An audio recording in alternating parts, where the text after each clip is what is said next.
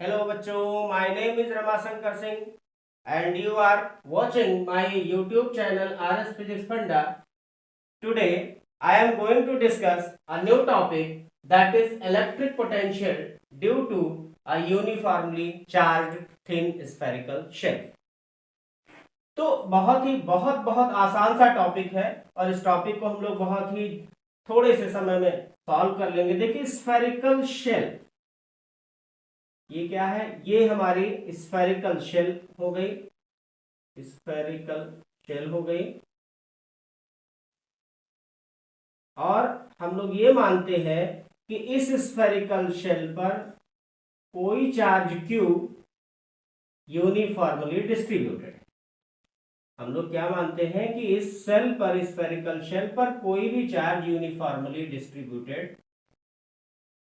Figure को थोड़ा सा अच्छे से बना ले। ठीक, अब देखिए मान लेते हैं कि क्या है, इस स्फेरिकल शेल की रेडियस हमारी r and means consider a spherical shell, consider a spherical shell of radius r, consider a spherical shell of radius r in which charge Q is uniformly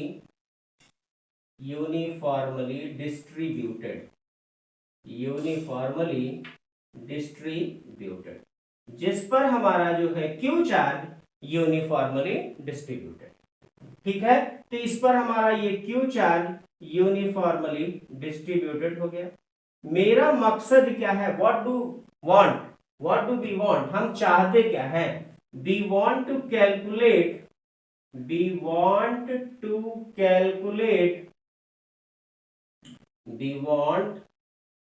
calculate electric potential at point P। अब ये point P मेरा कहां है? तो point P जो है मेरा, ये तीन जगह पर हो सकता है। This point P may be at 3 places. Outside यहां हो सकता है, at the surface and inside.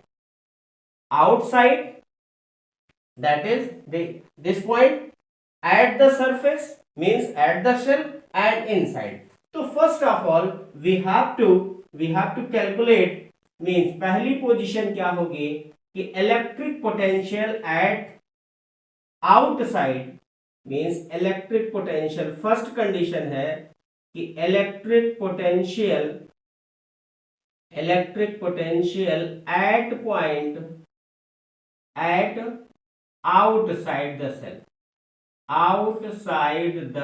shell, तो देखिए इलेक्ट्रिक पोटेंशियल निकालने का हमने बहुत इजीएस्ट वे बताया था कि जिस भी जगह हमें इलेक्ट्रिक पोटेंशियल निकालनी हो तो उसका सीधा सा फॉर्मूला है। तो हम लोग क्या मानते हैं? Let all the charges are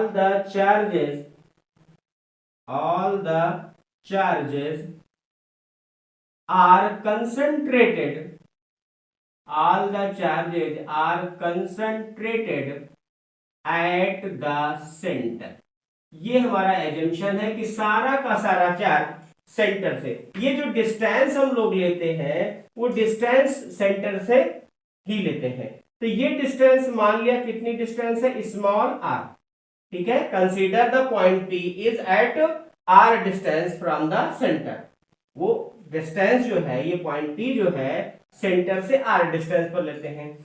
तो V मतलब इलेक्ट्रिक पोटेंशियल आउटसाइड, तो सीधा सा फॉर्मूला है K और Q अपॉन R। तो this is the electric potential outside, the spherical shell. Put the value of K की वैल्यू क्या है? 1/4 pi epsilon naught, that is Q by R। ये हमारा इलेक्ट्रिक पोटेंशियल हो गया आउटसाइड द स्फेरिकल शेल। अब देखिए दूसरा क्या हुआ, दूसरी कंडीशन हुई कि ये पॉइंट P को यहां से देखो धीरे धीरे धीरे धीरे कहां शिफ्ट करो, सेल तक, मतलब यहां से कहां आ गया, ये पॉइंट P, यही पॉइंट P कहां आ गया, इस सरफेस पर आ गया। तो सरफेस पर आ गया means electric potential eight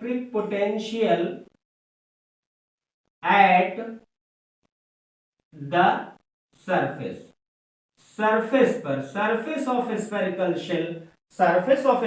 shell.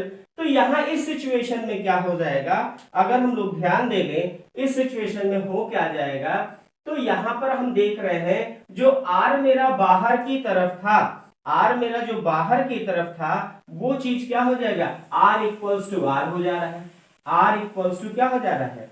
तो eight the surface means electric potential at the surface, electric potential at the surface of spherical shell, surface of spherical shell, ये कितना हो जाएगा, तो इस समय r becomes r की वैल्यू r के बराबर हो जाएगी, r की वैल्यू देखो जो बाहर की तरफ था वही धीरे धीरे ठीक है सेल पर सरफेस पर आ गया, तो r इक्वल टू r हो गया।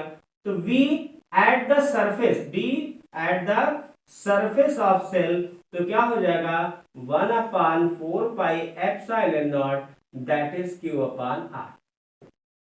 यहां जो थर्ड टॉपिक है मैं inside the shell, third topic है ये थोड़ा सा समझने वाला है। थर्ड टॉपिक है electric potential inside the, electric potential inside the spherical shell. इसमें लोगों को कंफ्यूजन होता है, इसमें लोगों को कंफ्यूजन होता है। क्या कंफ्यूजन होता है, जैसे इलेक्ट्रिक फील्ड के लिए उन्होंने कहा कि अंदर कोई भी चार्ज रिसाइड नहीं करता है, अंदर कोई भी चार्ज रिसाइड नहीं करता है, तो इलेक्ट्रिक फील्ड वहां जीरो हो गई। लेकिन क्या इलेक्ट्रिक पोटेंशियल, क्या यहां पर अंदर कोई चार्ज रिसाइड कर रहा है, नहीं, इलेक्ट्रिक चार्ज कोई भी अंदर नहीं है, तो क्या यहां पर भी इलेक्ट्रिक पोटेंशियल भी जीरो होगा, तो हम कहेंगे नहीं। जरा इलेक्ट्रिक पोटेंशियल की डेफिनेशन पर गौर करें, इलेक्ट्रिक पोटेंशियल की डेफिनेशन पर अगर हम गौर करेंगे तो हमको लगता है बहुत ही आसानी से इस चीज को हम समझ सकते हैं। क्या है इलेक्ट्रिक पोटेंशियल की डेफिनेशन, तो इलेक्ट्रिक पोटेंशियल की डेफिनेशन है कि किसी भी चार्ज को, यूनिट पॉजिटिव चार्ज को इंफिनिटी से सेल के अंदर, इंफिनिटी से फील्ड के अंदर, चार्ज की जो फील्ड है, मान लो ये चार्ज क्यू था, इसकी फील्ड के अंदर लाने में जो वर्क डन करना पड़ा, सपोज कर लो इसकी फील्ड यहां तक थी, तो यहां फील्ड के बाहर कोई भी वर्क डन नहीं करना पड़ता है, फील्ड के बाहर कोई वर्क डन नहीं करना पड़ता है। क्यों, क्योंकि v इंफिनिटी पर क्या होता है, जीरो होता है, कोई वर्क डन नहीं करना पड़ता है। अब लेकिन जैसे ही इस चार्ज की फील्ड में आए, जैसे इस चार्ज की फील्ड में आए, आपको क्या किया, ये पॉजिटिव चार्ज आ रहा है, ये पॉजिटिव चार्ज है, उसको क्या करेगा, रिपेल करेगा। तो रिपेल करेगा तो हमें एक्सटर्नल फोर्स लगाना पड़ेगा अंदर लाने के लिए। लेकिन अगर यहां तक लाने में आपने मान लिया कि ये वर्क डन आपने किया, सपोज करो इतना वर्क डन हुआ, तो क्या इसके आगे और ले आएंगे तो और वर्क डन करना पड़ेगा, इसके आगे और ले आएंगे तो और वर्क डन करना पड़ेगा। सपोज कर लो यहीं पर सेल हो गई, यहीं पर सेल हो गई, तो सेल हो गई, ठीक है। अब अंदर की तरफ यहां इसमें देखिए, इसमें जो है कोई भी चार्ज रिसाइड नहीं कर रहा है, यहां कोई चार्ज नहीं है, तो जब कोई चार्ज नहीं है तो इसके अंदर इस पॉजिटिव चार्ज को लाने में कोई आपको प्रॉब्लम भी नहीं होगी, कोई रिपल्सन भी ऑकर नहीं होगा। अरे भाई यहां तक ले आने में आपको प्रॉब्लम हुई, यहां तक ले आने में आपको प्रॉब्लम हुई, लेकिन अब अंदर पे कोई चार्ज नहीं है, अंदर अगर कोई चार्ज नहीं है तो इस चार्ज को अंदर ले आने में भी कोई रोकने वाला भी नहीं है। जब रोकने वाला नहीं है तो कोई आपको एक्स्ट्रा वर्क डन नहीं करना पड़ेगा। लेकिन तब तक जितना आपने वर्क डन कर लिया है उतना ही वर्क डन इसके हर पॉइंट पे अंदर, हर पॉइंट पर उतना ही वर्क डन होगा। तो electric potential inside the spherical shell क्या हो जाएगा, V इनसाइड की वैल्यू भी हो जाएगी 1/4 pi epsilon naught that is Q by R। मुझे लगता है ये कंसेप्ट आपको समझ में आ गया होगा। मींस इसके अंदर क्या है, इनसाइड जो है, इनसाइड क्या है, इक्विपोटेंशियल है। क्या है, इक्विपोटेंशियल। इसके हर पॉइंट पर इक्विपोटेंशियल है और इक्विपोटेंशियल सरफेस पर किसी भी चार्ज को मूव कराने में कोई भी वर्क डन नहीं करना पड़ता है। ये हमारा टॉपिक रहा। अब इस पर हम एक न्यूमेरिकल जो है करते हैं और आप उसको समझने का प्रयास करिए। देखिए न्यूमेरिकल क्या है कि the charges 3 into 10 power minus, numerical है the charges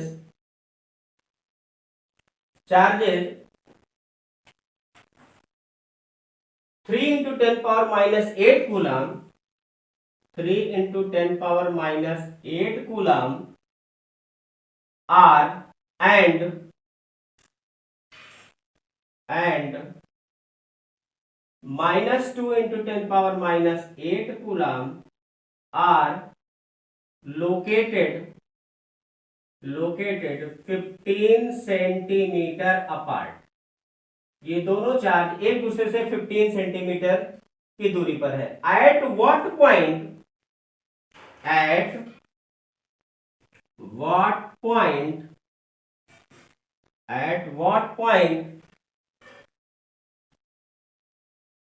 on the line joining the two charges, on the line joining the two charges, at what point on the line joining the two charges electric potential equals to 0। ये question कह रहा है कि इसके किस point पर electric potential की value 0 होगी, हमें ये पता करना है। देखिए क्वेश्चन क्या है, दो चार्जेस है। चलिए भाई एक चार्ज ये हो गया, दूसरा चार्ज ये हो गया, दोनों के बीच की distance here this is 3 into 10 power minus 8 coulomb and this is minus 2 into 10 power minus 8 coulomb and these are separated by 15 centimeter। Is it clear? अब कह रहा at what point on the line joining the charges, इन दोनों charges को join करने वाली line पर किस point पर ऐसा होगा कि इलेक्ट्रिक पोटेंशियल की वैल्यू 0 होगी। तो मैंने मान लिया कि इस पॉइंट P पर इलेक्ट्रिक पोटेंशियल की वैल्यू 0 होगी। तो भाई देखो इस पॉइंट पर यहां इसको x मान लो, सपोज करो, तो ये क्या हो जाएगा 15 माइनस x हो जाएगा। इतनी बातें समझ में आ गई होंगी। अब जरा ध्यान दें, हमें इस पॉइंट पर इलेक्ट्रिक पोटेंशियल 0 करना है। अरे तो भाई मुझे ये पता है कि इलेक्ट्रिक पोटेंशियल किसी पॉइंट पर क्या होता है, अलजेब्रिक सम होता है। किसी पॉइंट पर इलेक्ट्रिक पोटेंशियल क्या होता है, अलजेब्रिक सम होता है। तो ये B1 प्लस B2 होगा और ये वैल्यू कह रहा है कितने के बराबर हो जाएगी, 0 के बराबर। चलो भाई B1 की वैल्यू क्या है, तो B1 की वैल्यू हमने डायरेक्ट कहीं लिख दे रहा है Q 3 into 10 पावर माइनस 8 अपान यहां पर क्या हो गया x प्लस यहां B2 की वैल्यू क्या हो गई K minus 2 into 10 power minus 8 upon 15 minus x that is equals to 0। तो हम लोग क्या करें, ये माइनस उसको उधर कर दे, तो देखिए k into 3 into 10 power minus 8 upon x that is equals to k into 2 into 10 power 8 minus 8 upon 15 minus x। ये माइनस साइन, ये प्लस और माइनस मिलके माइनस हो जाएगा और इक्वल को उस तरफ करेंगे तो देखो 10 पावर माइनस 8 10 पावर 8 के से कैंसिल, तो यहाँ क्या हो गया 3 upon x that is equals to 2 upon 15 minus x। Cross multiply करें इजिली हमें ये सॉल्व हो जाएगा, सोल्यूशन मिल जाएगा। यहाँ देखिए 15 3 जा 45 minus 3x that is 2x means 3x को उधर ट्रांसफर कर लीजिए तो 45 इक्वल टू 5x हो गया और 5x equal to 45 upon 5 that is 5 9 जा 45। तो at x equal to 9 centimetre, x equal to 9 centimetre पर हम देखेंगे तो इलेक्ट्रिक पोटेंशियल की वैल्यू 0 होगी। मुझे लगता है कि ये क्वेश्चन बड़ी आसानी से समझ में आ गया होगा, लेकिन एक चीज पर ध्यान देना है कि इलेक्ट्रिक पोटेंशियल स्केलर क्वांटिटी है और यह केवल और केवल एल्जेब्रिक सम होता है, तो हमें हर चार्जेस के साइन को देखना होगा और इजीली सम करना है और इस तरह से मेरा सॉल्व हो जाएगा। That's it, that is all about this question. So हम लोग अगले टॉपिक में मिलेंगे, तब तक लिए थैंक यू।